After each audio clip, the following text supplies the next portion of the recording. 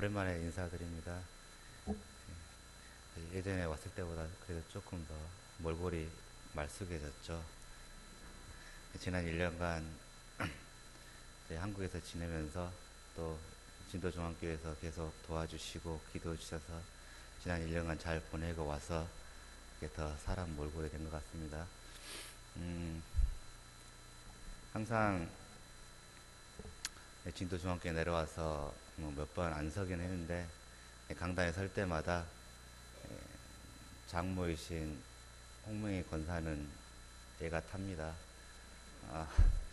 혹시나 이렇게 자식이 목요일에 와서 강단에 섰다가 안 좋은 소리 듣고 가면 어쩌나 싶어서 애가 타는데, 혹시라도 실수가 있더라도 하나님 말씀만 들으시고 이 시간 온전히 주님의 말씀만 나누는 시간이 되기를 원합니다. 기도하시겠습니다. 사랑의 하나님 아버지, 감사합니다. 주께서 귀한 만남 있게 하시고 또 서로를 위해서 마음을 나누고 은혜를 나눌 수 있는 시간을 주심을 감사합니다. 이 시간 하나님께서 주신 말씀을 나누려고 합니다. 전하는 자 입술과 듣는 자들 귀 가운데 오직 성령님 한 분만 역사하여 주시옵소서. 예수님 이름으로 기도합니다. 아멘.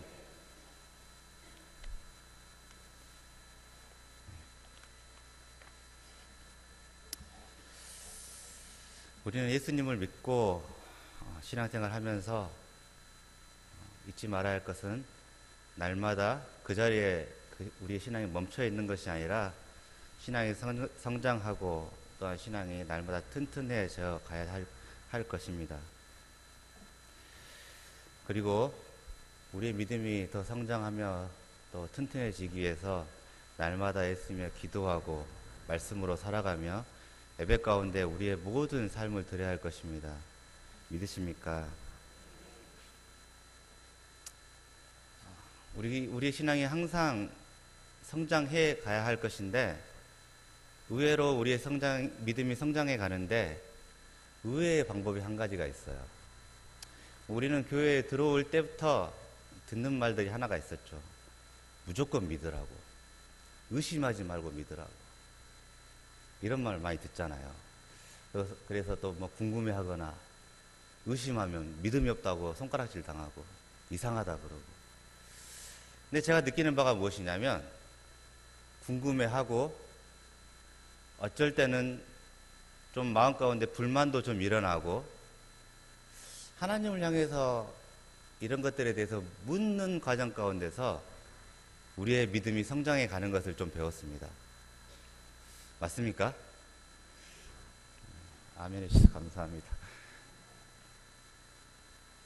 구약성경을 보면 그러잖아요. 특별히 우리가 잘 읽기 싫어하고 뭔 말인지 잘 모르는 것 같은 이 선지서들, 뭐 이사야로부터 시작해서 말라기까지 되게 읽기 어렵잖아요. 근데 이 선지서들을 읽어보면 내용이 대부분 그래요. 하나님 우리는 이스라엘 우리는 하나님의 백성이고, 저 옆에 바벨론, 페르시아 이런 나라들은 하나님을 안 믿는 백성인들인데 왜 하나님 백성인 우리가 저것들한테 맨날 당하고 살아야 되냐고, 왜 저것들은 잘 살고 우리는 이렇게 힘들게 살아야 되냐고, 하나님 이게 뭐냐고, 하나님 이유가 무엇입니까? 묻는 거예요. 그럴 때 이제 주님께서 대답해 주시고, 그로 인하여서 하나님의 백성들의 믿음이 성장해 가는 것이죠. 그래서 우리가 하나님 앞에 궁금해하고 의문을 갖는 것, 이것이 하나님 앞에서 우리의 믿음이 성장해 가고 튼튼해져 가는 한 방법인 것 같습니다. 너무나 의외의 방법이죠. 오늘 우리가 읽은 하나님의 말씀 요한복음에는 많은 사람들이 등장해서 예수님을 만나러 옵니다. 그리고 그 예수님을 만나러 올 때 많은 질문들을 가지고 와요. 궁금증을 가지고 옵니다. 뭐 예를 들면 밤에 니고데모가 몰래 찾아왔죠. 이 사람은 이 거듭남의 비밀이 너무 궁금했어요. 그래서 예수님, 내가 바리새인이고 이 이스라엘의 놀라운 큰 지도자인데 거듭남이 뭔지 모르겠습니다 하고 예수님께 나왔어요. 그리고 그 다음 장에 보면은 이 사마리아 여인이 있는데, 이 사마리아 여인은 예배가 무엇인지 궁금했고 영원히 목마르지 않는 생수가 무엇인지 궁금했어요. 그래서 예수님께 그것을 물었어요. 그리고 그 예수님께 그 대답을 들은 다음에 이 여인은 놀라운 믿음을 갖게 되었습니다. 많은 유대인들이 궁금증을 가지고 예수님을 찾아왔고 예수님의 가르침을 통해서 이 궁금증이 해결됐고 믿음들이 성장했습니다. 성경에 기록되어 있죠. 제 성경에만 써져 있습니까? 그리고 마찬가지로 우리도 교회를 다니면서 하나님을 믿으면서 본의 아니게 과정 가운데 궁금한 것들이 생기죠. 제가 그랬고 또 예를 들면 이런 것들입니다. 첫 번째는요. 예수님이 우리를 사랑하셔서 우리를 구원했는데, 그리고 나도 예수님을 믿고 예수님을 너무 사랑해서 예수님을 충실히 믿고 열심히 교회 다니면서 신앙생활 하는데 왜 내 삶 가운데 어려운 일이 생기고 고통들이 생깁니까? 라는 궁금증이 생기는 것입니다. 제가 그랬거든요. 여러분도 그런 궁금증 있으셨습니까? 저만 그런 겁니까?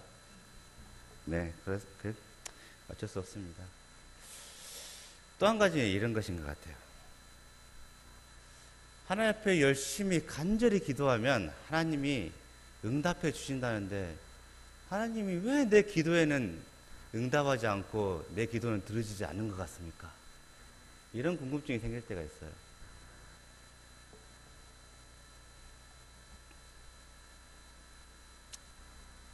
이것도 저만 그런 것 같습니다. 네. 그런데 이런 궁금증을 통해서 또 이런 궁금증을 알게 됨으로 인해서 우리의 믿음이 성장해 갈 수 있습니다. 오늘 본문 말씀을 통해서 이 궁금증을 해결하고 우리의 믿음이 한 단계에서 성장해 가기를 주님의 이름으로 축원합니다. 오늘 우리가 읽은 요한복음 11장 말씀은 유대인 한 가정에 대해서 소개하면서 11장이 시작하고 있어요. 1절과 2절에 보면 어떤 병든 자가 있으니 이는 마리아와 그 형제 마르다의 촌 베다니에 사는 나사로라. 이 마리아는 향유를 주께 붓고 머리털로 주의 발을 씻기던 자요. 병든 나사로는 그의 오라비더라 라고 기록하고 있습니다. 한 가정에 대해서 자세하게 기록하고 있죠. 이 가정은 몇 남매입니까? 3남매입니다. 마르다, 마리아, 나사로입니다. 그리고 그 다음에 기록하고 있는 것이 무엇이냐면 이 3남매가 얼마나 예수님을 사랑했는지 쓰고 있어요.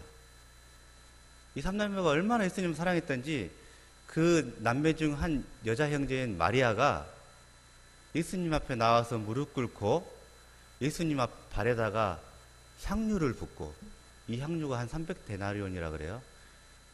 한 데나리온이 그 당시 하루 일당인데 300데나리온이면 1년치 임금이에요.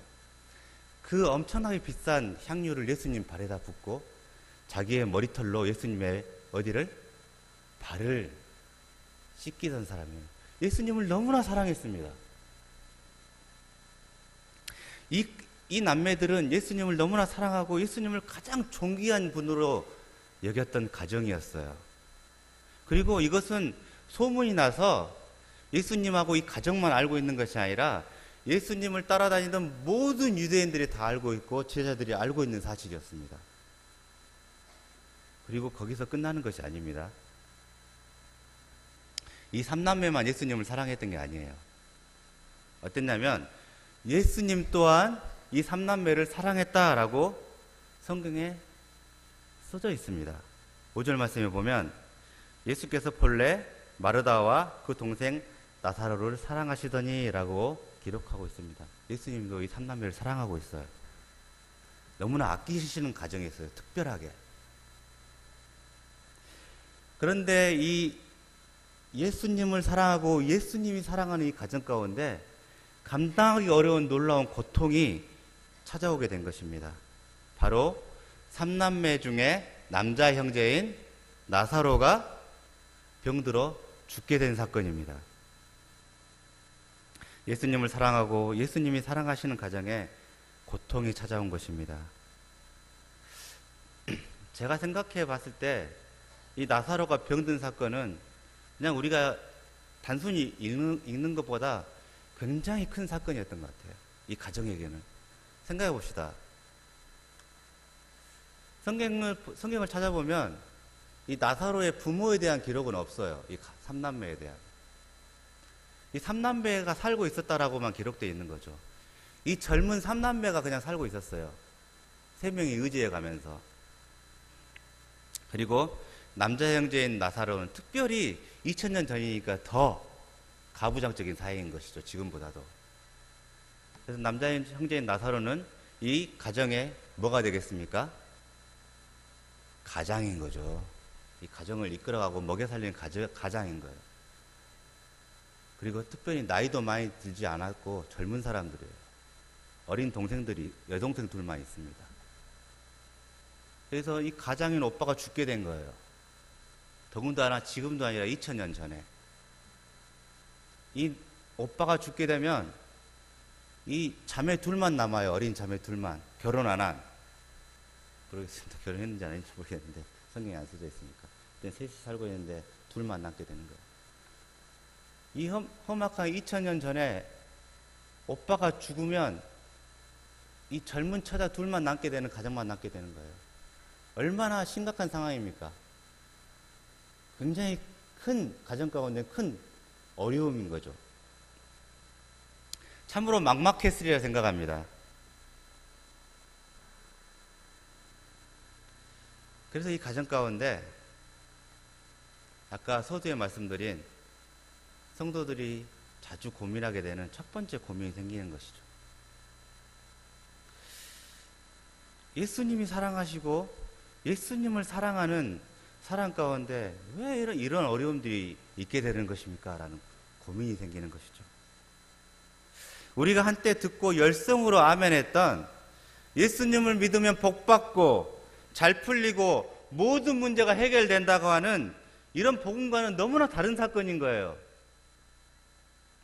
예수님을 잘 믿고 예수님이 사랑했지만 감당하기 어려운 일을 당하는 것입니다. 그리고 한 가지 또 중요한 게 있는데 그 이유를 알 수가 없어요. 이 삼남매는 이 오빠가 병든 것에 대해서 그 이유를 알 수가 없는 것입니다. 뭘 잘못했는지, 뭐가 엉클어졌는지 그 이유를 알 수가 없이 이 오빠가 병이 든 거예요. 여러분들도 신앙생활 하면서 이러한 의문과 고통의 시간이 있었으리라고 생각합니다. 열심히 예수를 믿고 신앙생활을 했는데도 성도들의 생활은 쉽지 않고 이유도 알 수 없는 고통들이 찾아옵니다. 내가 어떤 잘못을 했나 생각합니다. 예수를 잘 믿으면 모든 것이 해결된다고 생각했었습니다. 그래서 열심히 믿었습니다. 그런데 열심히 예수를 믿어도 어려운 일들은 생깁니다. 내 믿음이 잘못됐나 생각합니다. 그런데 그게 아니었던 거죠. 오늘 성경을 보니까 예수님을 사랑하고 예수님이 사랑하는 사람이어도 이유를 알 수 없는 어려움이 생긴다고 성경은 우리에게 가르쳐 줍니다. 확실하게 말씀드립니다. 예수님을 믿으면 모든 것이 잘 풀리고 잘 된다는 믿음은 잘못된 믿음입니다. 아까 목사님께서 말씀해 주셨다시피 작년 1년간 저희 가정은 한국에 있었습니다. 그 전 10년 동안은 하나님께 소명을 받아 캄보디아에서 선교사로 일했습니다. 그렇지만 지난해 한국으로 돌아와야 했습니다. 열심히 하나님의 일을 한다고 했는데 큰아들 휴리가 자폐로 인해서 발달 장애가 있어서 한국으로 돌아와야 했습니다. 예, 캄보디아는 후진국이기 때문에 어떤 자폐에 대한 인식이 아예 없어요. 그래서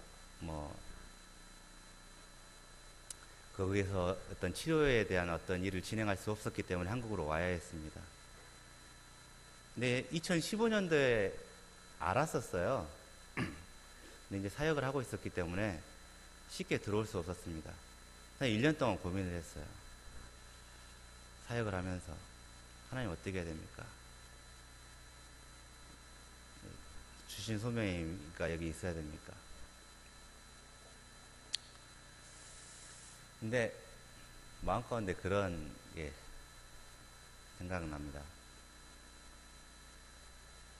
내가 캄보디아 사람들을 사랑해서 캄보디아로 갔는데 캄보디아 사람들보다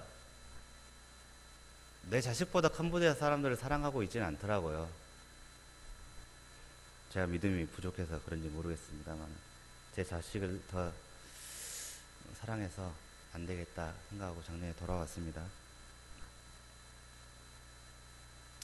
하나님을 위해서 열심히 일했고 또한 이런 일이 아니었다면 앞으로 또 어떻게 하나님을 위해서 또 일을 할까 계획을 세우고 있는 상황이었는데 이런 일이 닥치니까 너무나 당황스러웠습니다. 또 제가 32에 나갔거든요. 32에 목사 안수를 받고 가장 힘 있을 때잖아요. 또 가장 열정이 있을 때 그때 가장 힘있고 열정적인 그 젊은 날의 10년을 거기서 보냈는데 이제 와서 한국으로 돌아와서 이렇게 하면은 나는 어떻게 해야 됩니까? 한국에 뭐 아무것도 없는데 우리는 어디 가서 살고 어떻게 이 아이를 돌봅니까? 막막하더라고요. 왜 우리에게 하나님의 일을 한다고 나와 있는 우리에게 이런 일이 일어나는지 굉장히 고통스러운 시간이었습니다. 하지만 예수님께서 말씀하십니다. 우리가 최선을 다해서 예수님을 믿어도 어려운 일이 올 수 있고 그 이유는 예수님이 말씀하셨듯이 하나님이 하시는 일의 영광을 위하여서 우리 가운데 어려움이 온다라고 주님께서 말씀하십니다. 믿으십니까? 오늘 말씀의 4절 말씀을 다 같이 다시 읽어보시겠습니다. 4절입니다. 예수께서 들으시고 이르시되 이 병은 죽을 병이 아니라 하나님의 영광을 위하며 하나님의 아들이 이로 말미암아 영광을 받게 하려 함이라 하시더라. 우리 가운데 있는 지금의 어려움들, 고통들, 고난들의 이유는 우리가 연약하고 유한한 사람들이기 때문에 우리는 지금 알 수가 없습니다. 그러나 성경에서는 그 이유를 하나님의 일의 영광을 위함이라고 가르쳐주고 있습니다. 생각해 보십시오. 우리는 성경을 읽어서 다 알고 있죠. 나사로 가정 가운데 오빠 나사로가 병든 이유가 무엇입니까? 우리는 알고 있지만 당시에 나사로의 가족들은 알 수 없었습니다. 예수님께서 죽은 나사로를 살리심으로 생명을 주관하시는 예수 그리스도, 생명 되시는 하나님 그 예수 그리스도를 나타내시기 위해서 나사로가 병든 것입니다.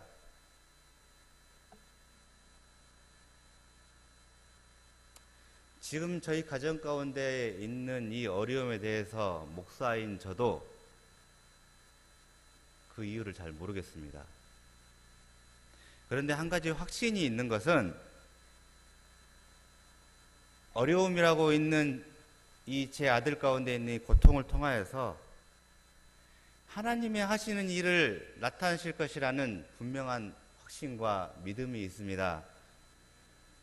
그리고 그 일에 대한 기대로 지금의 시간을 인내하며 보내고 있습니다. 여기 모인 모든 성도들도 각자 간의 어려움의 시간들에 대해서 궁금해 하시면서 또한 그 궁금증이 해결되시는 이해 가운데서 하나님이 하시는 일의 영광을 기대하시면서 인내하시길 주님의 이름으로 축복합니다. 한 2주 전에 어떤 자매님을 만나서 신앙에 대해서 이야기하고 삶에 대해서 상담을 했던 시간이 있었습니다. 저희 가정을 굉장히 많이 도와주시는 자매님인데 나이는 지금 28, 29인 것 같아요. 목포대학교에서 유아교육을 전공했습니다. 그리고 어린이집에서 굉장히 열심히 일을 했어요. 근데 어느 날 이제 기도하는 가운데 하나님께서 말씀하셔서 이제 직장을 그만두고 전남대학교 대학원에 입학을 했습니다. 아동복지 관련 대학원에 입학을 했어요.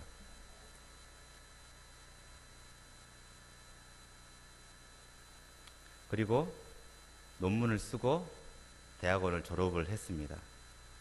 근데 한 가지 안타까운 것이 있다면 아직까지 직장을 구하지 못했어요. 졸업했는데. 답답한 마음에 이제 저에게 이제 하소연을 하더라고요.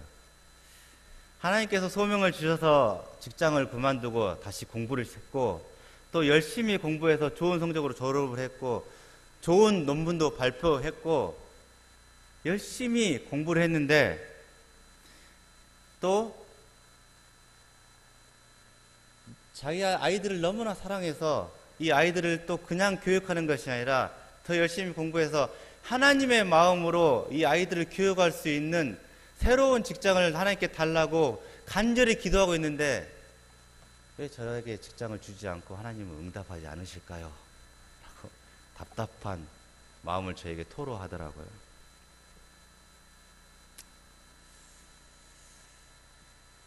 앞서 말씀드린 두 번째 궁금증에 대해서 이 자매가 저에게 말을 한 것이죠.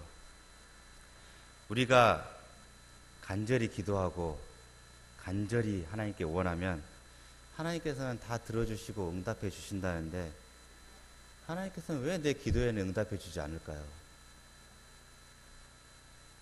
절박한 상황에서 하나님을 찾고 하나님을 기도하는데 왜 하나님은 나를 만나주지 않고 내 기도에 대답하지 않으실까요? 그런 생각들이 드는 거죠.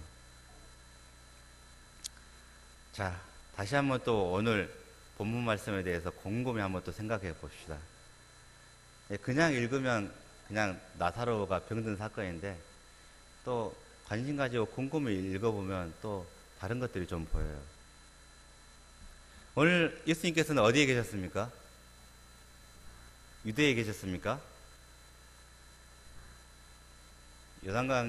유대에 계시지 않고 요단강 건너편에 계셨어요. 저도 성지순례를 가보지 않아서 잘 모르겠는데 이 나사로가 살고 있는 베단이라는 동네에서 한 40km 정도 떨어져 있는 곳이에요. 다음에는 꼭 가보고 난 다음에 말씀드리겠습니다. 지금이야 40km면 차 타고 금방 아닙니까? 여기서 얼마 정도 됩니까? 해남 정도 됩니까? 1시간 안 걸리죠. 한 30분? 네. 네, 제 기억으로는 군대에서 행군할 때 1시간이면 한 5km 걸었던 것 같아요. 남자 성도님들 맞습니까? 그러면 하루에 한 10시간 죽어라 건너다 치고 하루길입니다. 맞죠? 예수님 하루길 떨어져 계셨어요. 그런데 이 하루길 떨어져 있는 요단강 건너편에 예수님께서 계신 거예요. 왜 그렇습니까? 그 이유는 10장을 읽어보면 나와요. 집에 가서 읽어보시기 바랍니다. 예수님 도망가셨어요. 유대인들이 예수님 죽인다고 돌을 들었거든요. 그래서 예수님께서 도망가셨어요. 제자들 데리고. 그래서 몸을 피하셔서 이제 요단강 건너편에서 이제 사람들을 가르치고 계셨는데 나사로가 죽겠다고 이 자매들이 예수님께 사람을 보낸 겁니다. 예수님을 너무나 잘 알고 예수님과 친했기 때문에 이 나사로 가정은 예수님이 다시 유대로 돌아오면 예수님께서 목숨이 위험하다는 것을 이 사람들은 알고 있었어요. 그랬겠죠. 그런데도 예수님을 다시 와달라고 사람을 보낸 겁니다. 생각해 보건대 아마도 너무나 이제 절박한 상황이어서 예수님께 사람을 보낸 것 같아요. 처음에 병들었을 때는 그런갑다 했는데 곧 낫겠지 했는데 보니까 이거 아닌 거예요. 너무나 심각해요. 이러다 우리 오빠 죽겠다. 예수님 아니면 방법이 없겠다 하고 절박한 상황 가운데 예수님께 보낸 거예요. 사람을 보낸 거예요. 무엇을 보면 알 수 있습니까?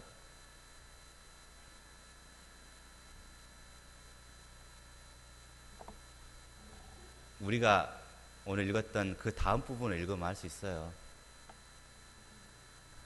사람들이 돌아가니까 그 예수님한테 연락하러 온 사람들이 다시 자기 마을로 돌아가니까 나사로가 죽었어요.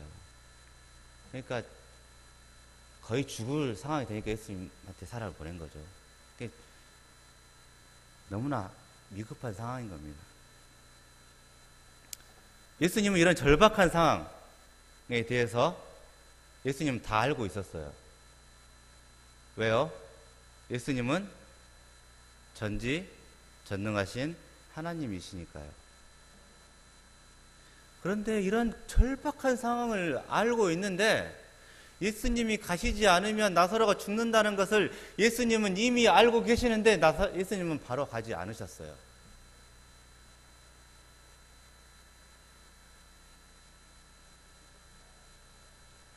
그리고 오히려 반대로 거기서 며칠을요? 부이 아닙니다. 이틀을 더 계셨어요. 6절 말씀 보면 나사로가 병들었다함을 들으시고 그 계시던 곳에 이틀을 더 유하시고 라고 기록하고 있습니다. 나사로의 가족들에게는 예수님이 당장 필요한데 예수님은 이 소식을 듣고도 이틀을 가지 않으십니다. 나사로의 가족은 당장 예수님의 응답이 필요한데 예수님은 며칠을 더 침묵하시는 겁니다. 그 이유가 무엇일까요? 그 이유는 우리가 계산하는 하나님의 응답의 시간과 예수님께서 일하시는 응답의 시간이 다르기 때문입니다. 오늘 본문 말씀을 통해서 설명해 드릴게요. 우리의 생각으로는요, 병든 나사로를 고치셔서 하나님의 영광을 드러내시려면 지금 당장 오셔서 응답하셔야 돼요. 나사로가 죽기 전에. 하지만 예수님이 하실 일은 병든 나사로를 고치는 것이 아니라 죽은 나사로를 살리셔서 예수님께서 생명의 하나님이심을 나타내시려면 병든 나사로가 아니라 죽은 나사로가 되어야 됐던 것입니다. 그래서 나사로가 완전히 죽어 썩어지도록 이틀을 더 머무신 거예요. 예수님이 하시고자 하신 일은 병든 나사로를 고치는 것이 아니라 죽은 나사로를 살리려고 하셨기 때문에 예수님께서 그 시간에 응답하지 않고 더 머무신 다음에 응답하신 것입니다. 우리의 계산으로는 병든 나사로를 고치는 것이 응답인 것 같지만 예수님의 응답은 죽은 나사로를 살리시는 게 예수님의 일하시는 응답이었던 것입니다.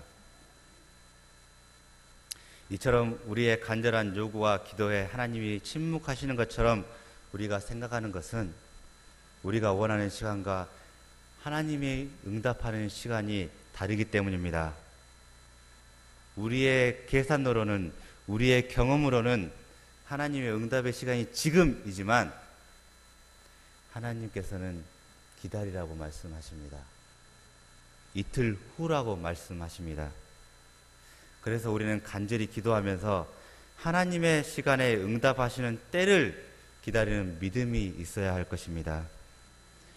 내 계획, 나의 경험, 나의 시간에 응답하시는 것이 아니라 하나님의 때, 하나님의 영광을 위하여 응답하시는 시간을 인내하고 기다리는 것이 우리의 믿음입니다.